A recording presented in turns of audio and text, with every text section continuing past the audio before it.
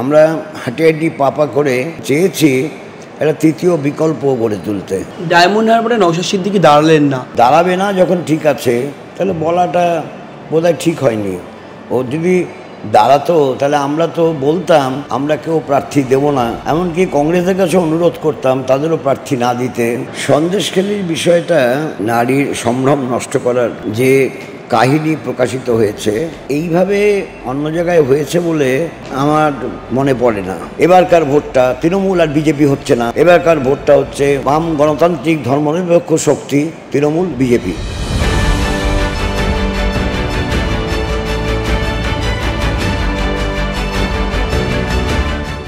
বাংলার রাজনৈতিক প্রেক্ষাপটে তার কি ভূমিকা, তার কি অবদান, তা নিয়ে কোনো প্রশ্ন বা সন্দেহের অবকাশ থাকে না। তিনি বিমান বসু।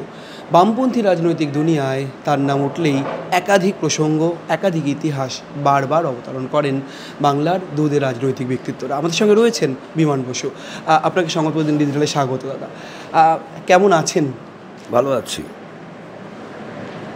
ভোটের সময় আপনি প্রচারে যাচ্ছেন, এখনও এই বয়সেও আপনি প্রচারে যাচ্ছেন। অনেকেই বলছেন এভারগ্রিন বিমান বসু। সত্যিই কি তাই? বিমান বসু বয়সে প্রবীণ হলেও এখনও রাজনৈতিকভাবে এখনও কতটা শক্তিশালী? নইলে আপনি এত প্রচার করছেন কি করে? আমার বয়স হয়েছে, হয়তো মনের বয়সটা তত বাড়েনি যত শরীরের বয়সটা বেড়েছে, সেই জন্য হয়তো। এই সন্দেশখালি ইস্যু, এটাকে আপনি কি নন্দীগ্রাম, সিঙ্গুর যা যা ছিল একাধিক ইস্যু, মমতা বন্দ্যোপাধ্যায় যখন বিরোধী নেত্রী ছিলেন, সব কিছু মিলিয়ে মিশে সন্দেশখালিকে ঠিক আপনি কোন চোখে দেখছেন, কীভাবে দেখছেন? সন্দেশখালির বিষয়টা খানিকটা মানে কি বলবো, চুরি জচ্চুরি এবং নারীর অধিকার হরণের নামে নারীর সম্ভ্রম নষ্ট করার যে কাহিনী প্রকাশিত হয়েছে, তা এইভাবে অন্য জায়গায় হয়েছে বলে আমার মনে পড়ে না। হ্যাঁ, কোথাও কোথাও নারীর সম্ভ্রম নষ্ট হয়েছে, কিন্তু ঠিক এই প্রক্রিয়ায় সম্ভবত হয়নি। সেই জন্য সন্দেশখালি আলোচনা হচ্ছে। কিন্তু সেই সন্দেশখালি, যে সন্দেশখালিতে তেভাগার আন্দোলনে দুর্জয় সংগ্রাম গড়ে উঠেছিল এবং সত্যিকারের ওখানে জমির মালিকদের হাত থেকে জমি কেড়ে নিয়ে তেভাগার আন্দোলনে জমির অধিকার প্রতিষ্ঠা করার জন্য কৃষক আন্দোলন একটা ঐতিহাসিক পর্ব, সেটাকে কলুষিত করতে চাইছে এইসব নানান কুকীর্তির মাধ্যমে, যেটা একদম শুনলে ভালো লাগে না। যেটা ভালো লাগে না সেটা বলবো, ভালো লাগে না। রাজ্যের 42 আসনে লোকসভা নির্বাচন, সেখানে একাধিক আসনে কয়েকটা আসন ছাড়া আপনারা প্রার্থী দিলেন।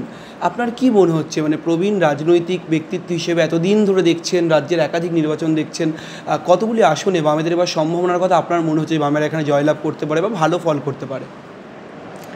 আমি সম্ভাবনার কথা নিয়ে এখন আলোচনা করার পক্ষে নই, কারণ ভোটটা 7টা পর্বে হবে।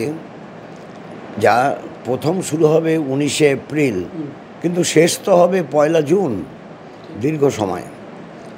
কিন্তু যেটা নাকি বাংলার রাজনীতিতে চলছিল, অর্থাৎ বাইনারি পলিটিক্স যাকে বলে, দ্বিদলীয় একটা প্রচার, দ্বিদলীয় একটি ব্যবস্থাপনা, এটাকে আমরা ভাঙতে চেয়েছিলাম। এটাকে ভাঙবার জন্য আমরা চেয়েছি বিভিন্ন ক্ষেত্রে বিভিন্ন ধরনের লড়াই সংগ্রাম আমরা শুরু করেছি গত 3 বছর ধরে। বিশেষ করে পঞ্চায়েত নির্বাচনের সময় থেকে যেভাবে আমরা কাজ করতে চেয়েছি, তাতে চেয়েছি একটা তৃতীয় বিকল্প গড়ে তুলতে। আমরা হাঁটিহাঁটি পাপা করে আজকে কথা বলতে পারি, একটা ভিত্তি গড়ে উঠেছে তৃতীয় বিকল্পের।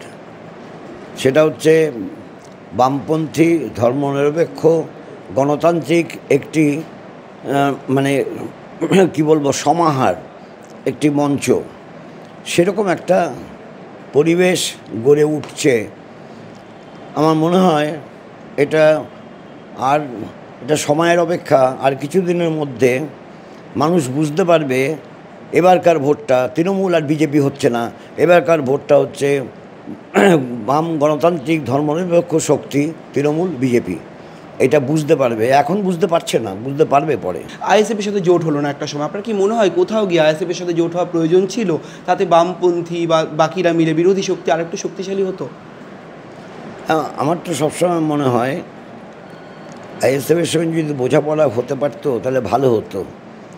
ওরা বুঝতে পারছে না, যখন আমরা 2-3-এর কথা, আসনের ক্ষেত্রে 2-3-এর কথা বলেছি, তারা মনে করেছে তাদেরকে ছোট করে দেখা হচ্ছে। আমরা তো রাজনৈতিক বিন্যাস দেখে আমরা বলেছি, আর একটা লোকসভা কেন্দ্র মানে তো একটা বিধানসভা ক্ষেত্র না, 7টা বিধানসভা ক্ষেত্র। এসব হিসেব করেই আমরা কথাটা বলতে চেয়েছি, কিন্তু বোঝা গেল কেন হয়নি, কারণ 17টা তারা আসনে প্রার্থী দিয়েছে বলে আমি মিডিয়ার মাধ্যমে জানতে পারছি। 17টা যদি প্রার্থী দেয়, 17টা প্রার্থী দেওয়ার মতো অবস্থা তো হয়নি। তার মানে বোঝা গেল যে বাম গণতান্ত্রিক ধর্মনিরপেক্ষ শক্তির সঙ্গে আইএসএফের বোঝাপড়ার প্রশ্নটা হয়নি তাদের আসনের সংখ্যার জন্য, এটা পরিষ্কার বোঝা গেল। ডায়মন্ড হারবারে নওশাদ সিদ্দিকী দাঁড়ালেন না, আপনি বিমান বসু আপনার প্রশংসা নওশাদ বারবার করেছেন, আমাদের সাক্ষাৎকারেও বলেছেন। সেখান থেকে কী মনে হয় নওশাদের ওখান থেকে পিছিয়ে আসার কারণ ঠিক কী হতে পারে, আপনার কি মনে হয়? আমি কি করে কারণটা বলবো? ও যদি দাঁড়াবে না তাহলে বলা তো ঠিক হয়নি। আমিও বলার মধ্য দিয়ে আমিও মনে করেছিলাম হয়তো দাঁড়াবে, কিন্তু দাঁড়াবে না যখন ঠিক আছে তাহলে বলাটা বোধহয় ঠিক হয়নি। ও যদি দাঁড়াতো তাহলে আমরা তো বলতাম যে সরাসরি ওর সঙ্গে লড়াইটা হোক, আমরা কেউ প্রার্থী দেব না। আমরা এমনকি কংগ্রেসের কাছে অনুরোধ করতাম তাদেরও প্রার্থী না দিতে, যাতে ওকে সবাই সমর্থন করতে পারে, কিন্তু দাঁড়ালো না। কী করবো, সে তো আমাদের জোর করে কাউকে দাঁড় করানো যায় না। আপনার বিরোধীরা, আপনাদের বিরোধীরা যখন দুর্নীতির প্রশ্নে, সন্ত্রাসের প্রশ্নে বারবার করে যখন প্রতিবাদ করেন, সভা করেন, বিক্ষোভ করেন, সেখানে বিমান, বুদ্ধ এই নামগুলোকে নিয়ে আসেন, বলেন 34 বছরের অপশাসন, 34 বছরের কুশাসন, লাল সন্ত্রাস হয়েছে। খারাপ লাগে যখন লাল সন্ত্রাসের যে প্রশ্নগুলো সাইবাড়ি থেকে শুরু করে নন্দীগ্রাম বারবার উঠে আসে। আমি পুরনো কোনো নথি ঘাটতে চাইছি না, কাজেই এখন সম্মুখপানে এগোতে হবে। সম্মুখপানে এগোনোর জন্যই আমরা বাম গণতান্ত্রিক ধর্মনিরপেক্ষ শক্তির সমাবেশ ঘটাতে চাইছি। সেখানে পুরনো কাসুদ্দি খাটার কোনো প্রয়োজন নেই বলে মনে করি। আমাদের সঙ্গে এতক্ষণ ছিলেন বামফ্রন্টের চেয়ারম্যান বিমান বসু। তিনি দ্ব্যর্থহীন ভাষায় জানিয়ে দিলেন পুরনো কাসুন্দি নয়, নতুন যে বামফ্রন্ট, নতুনভাবে যেভাবে তৈরি হচ্ছে সেই বামফ্রন্টকে নিয়েই তিনি এখনও ভাবতে চান, আজীবন তাদের সঙ্গেই থাকতে চান। ক্যামেরায় শুভজিৎ মুখোপাধ্যায়ের সঙ্গে রমেন দাস, সংবাদ প্রতিদিন .in।